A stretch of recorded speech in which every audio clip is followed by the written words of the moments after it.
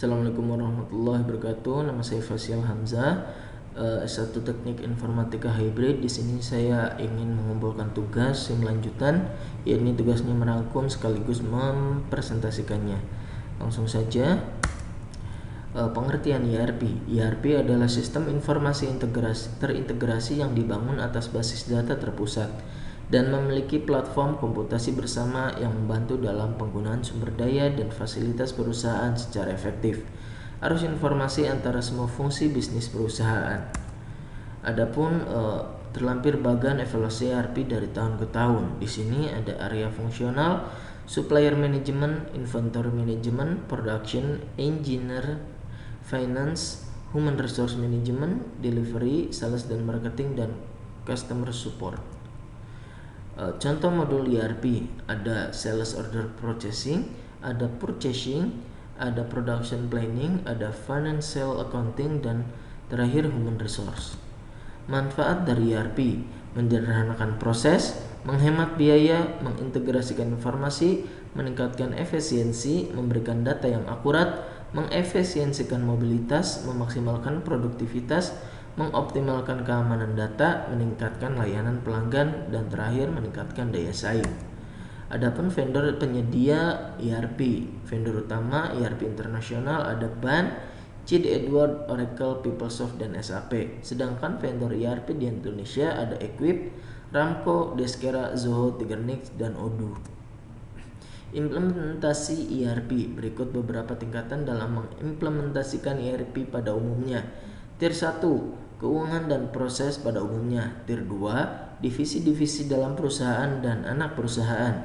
Tier 3, mendukung perusahaan skala menengah. Dan tier 4, dirancang untuk bisnis kecil. Kekurangan ERP. Sistem ERP memiliki harga yang sangat mahal, hilangnya keuntungan kompetitif, sulit untuk beradaptasi dengan alur kerja dan proses bisnis tertentu. Sistem terlalu kompleks jika dibandingkan dengan kebutuhan pelanggan. Data berada dalam satu tempat sehingga dapat meningkatkan risiko kehilangan informasi sensitif jika terdapat pembobolan sistem. Sedangkan kelebihan ERP yaitu sebagai pendukung pengambilan keputusan, bisnis dan akurasi data terintegrasi dengan baik, biaya manajemen dan biaya operasional yang berkurang, dan penyempurnaan kolaborasi. Manajemen rantai pasok. Di sini ada alur manajemen rantai pasok, yakni dari supplier ke manufaktur, selanjutnya ke customer dan distributor. Pengertian SCM secara umum dapat dijelaskan sebagai integrasi aktivitas-aktivitas yang berawal dari pengadaan barang dan jasa, mengubah bahan baku menjadi barang dalam proses dan barang jadi, dan mengantarkan barang-barang tersebut kepada para pelanggannya dengan cara yang efisien. Simci dan Levy pada tahun 2003 menjelaskan serangkaian pendekatan yang digunakan untuk mengintegrasikan pemasok, produsen, gudang, dan toko secara efisien sehingga barang dagang diproduksi dan didistribusikan pada jumlah yang tepat, ke lokasi yang tepat, dan pada waktu yang tepat untuk meminimalkan biaya keseluruhan sistem sambil memenuhi persyaratan tingkatan layanan. Persediaan dalam rantai pasok. Terdapat beberapa jenis persediaan, yaitu bahan baku, barang setengah jadi, barang komoditas, dan barang proyek. Proses bisnis rantai pasok. Proses-proses bisnis inti manajemen rantai pasok meliputi sebagai berikut: Customer Relationship Management, Customer Service Management, Demand Management, Customer Demand Fulfill Time, Manufacturing Flow Management, Procurement, pengembangan produk dan komersialisasi, dan terakhir adalah Return. Mengelola aliran rantai pasok, sasaran, lingkup pasar, perilaku pembelian pelanggan. Tipe distribusi. Terdapat 3 tipe dasar distribusi yang dapat digunakan untuk menyediakan produk bagi para konsumen, yaitu sebagai berikut. Yang pertama, distribusi intensif. Memiliki arti bahwa produk-produk yang didistribusikan dijual sebanyak mungkin ke retail atau pedagang grosir. Yang kedua, distribusi selektif. Distribusi selektif cocok untuk toko yang dapat menjual produk terbatas tetapi tidak untuk tingkat yang eksklusif. Dan yang terakhir, distribusi eksklusif. Apabila sebuah toko tunggal diberikan hak eksklusif untuk menjual produk pada daerah tertentu.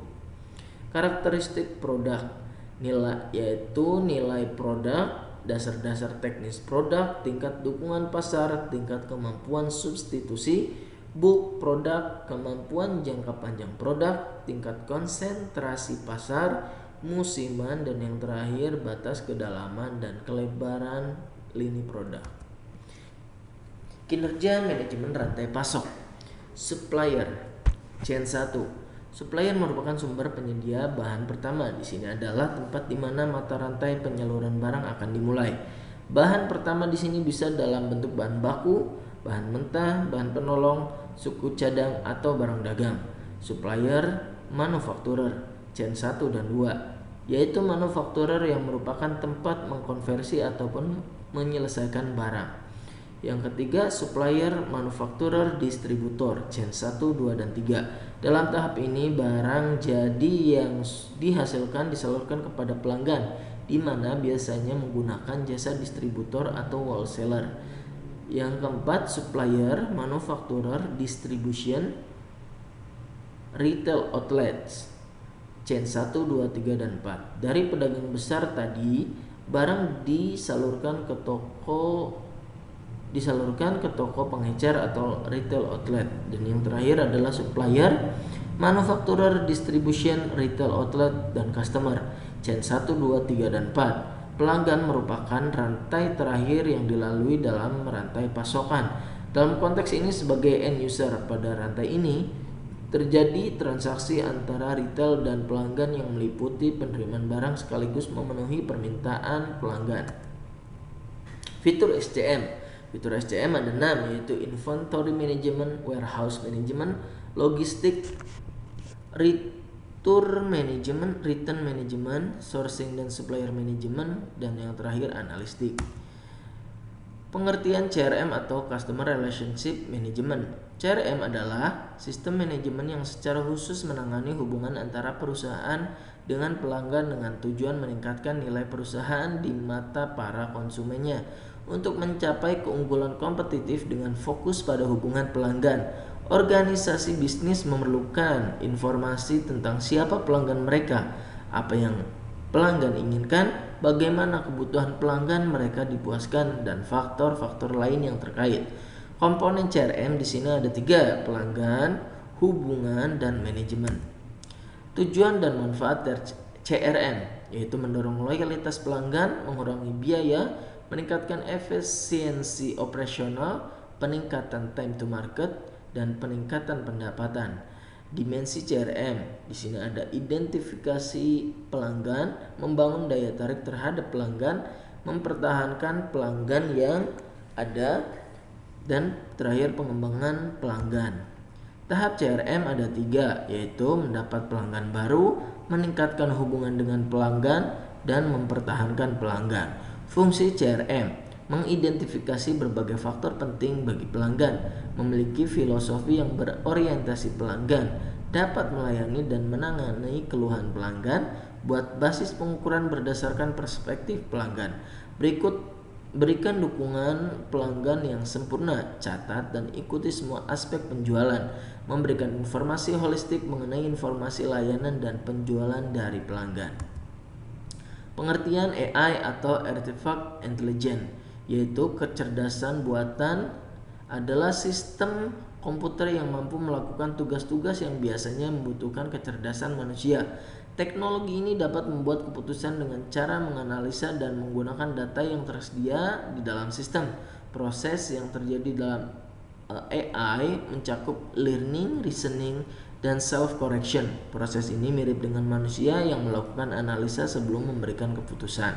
Pengertian fintech atau financial technology, yaitu teknologi keuangan yang merupakan inovasi teknologi yang dikembangkan dalam bidang finansial sehingga transaksi keuangan bisa dilakukan dengan praktis, mudah, dan efektif. Fintech dalam AI, kecerdasan buatan dalam Keuangan mengubah cara kita berinteraksi dengan uang. AI membantu industri keuangan untuk merampingkan dan mengoptimalkan proses mulai dari keputusan kredit hingga perdagangan kuantitatif dan manajemen risiko keuangan.